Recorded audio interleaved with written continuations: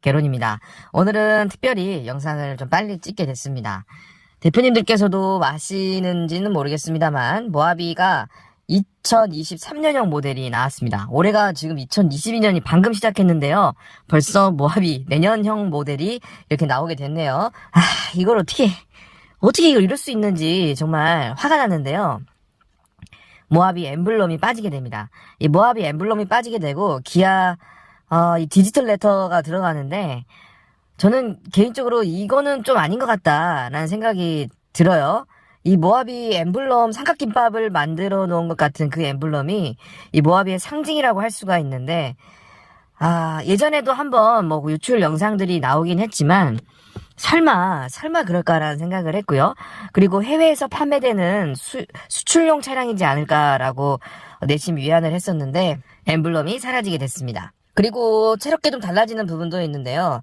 모하비는 프레임 타입의 차량이죠. 그러다 보니까 이 프레임과 캐빈 사이에 부싱이 좀 들어갑니다.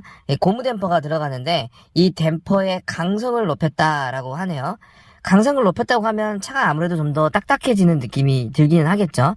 이 승차감이라는 것은 이 부드러움과 딱딱함 사이에서 어느 쪽이든 선택을 해야 되는 그런 상황이기 때문에 더 승차감이 좋아졌다라고 한다면 출렁거린다는 거고요.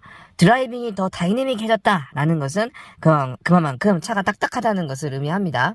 그 다음에는 쇼크옵셔버가 개선이 됐습니다. 도대체 몇 번째 쇼크옵셔버 개선인지 그래도 나름의 노력을 하고 있다는 게 정말 가상한 것 같아요. 모하비가 처음에 출시되고 나서부터 쇼크옵셔버는 계속 개선이 됐습니다. 모하비 초기형 모델에서도 쇼크옵셔버가 한번 개선이 됐고요.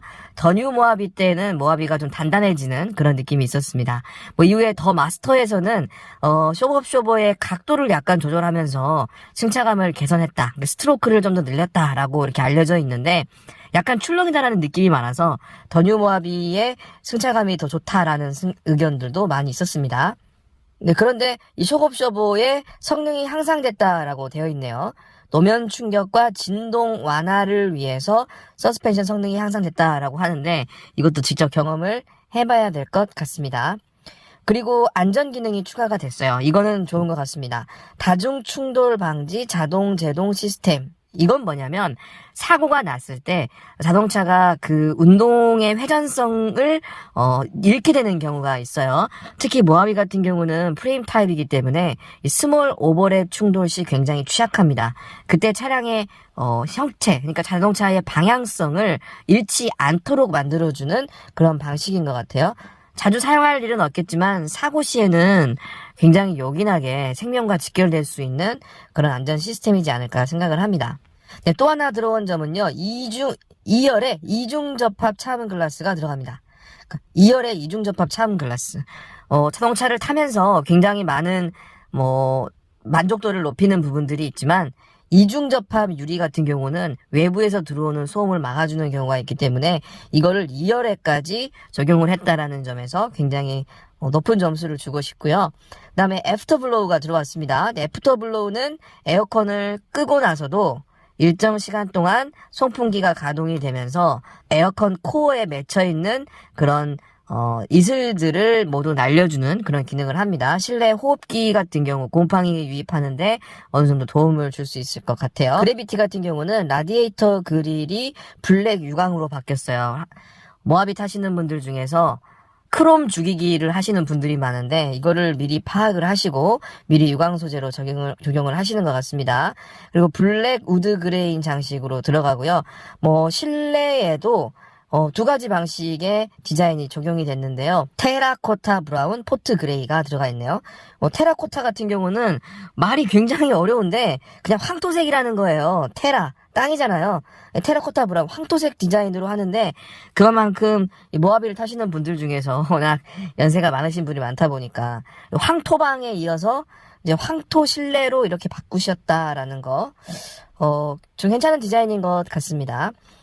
그리고 디젤차 배출가스 자기 진단장치 OBD가 들어갔어요. 아무래도 배출가스 저감 장치가 추가됐다라는 건데 모하비가 그렇지 않아도 이 디젤 엔진이 눈에 가시죠. EGR 들어가고요. DPF 들어가고요. LNT, 그 다음에 SCR 요소수까지 들어가는데 여기에 이 배출가스 저감 장치가 또 들어가면서 얼마나 차량 성능이 줄어들지 정확한 파워트레인에 대한 성능치는 아직 발표가 되진 않았습니다만 아무래도 느낌상 소폭 마력과 출력이 줄어들지 않을까라는 생각이 듭니다. 가장 아쉬운 거는요, 엠블럼이 바뀐다는 것 같아요. 다른 거 다 떠나서 이 엠블럼만 교체하지 않아도 이 모하비 구입하시는 분들에게 망설임이 없을 것 같긴 한데 아무래도 뭐 직접 엠블럼을 차를 사서 엠블럼을 교체하는 방식도 시도를 해볼 수가 있을 것 같습니다. 일단 당장 보이는 이 엠블럼도 떼어서 교체할 수가 있을 것 같고요. 그 다음에 휠에 있는 엠블럼 그리고 앞뒤에 있는 엠블럼들을 직접 교체한다면 총 개수는 7개 정도가 되겠죠. 7개 정도만 직접 교체를 하시면 되는데 야 굳이 이거 이렇게까지 하실 필요가 있나. 그리고 전면 그릴 같은 경우는 그릴을 통째로 교체해야 될 수도 있습니다. 정말 아쉬운 선택이었다라는 그런 생각이 드는데요. 단종되지 않아서 다행이긴 하지만 그래도 이 모하비만의 아이덴티티를 놓쳤다는 점은 굉장히 아쉬운 점이 되지 않을까라고 생각합니다. 대표님들은 혹시 어떻게 생각하시나요? 댓글 남겨주시면 감사하겠습니다. 네, 지금까지 모하비약 개론이었습니다.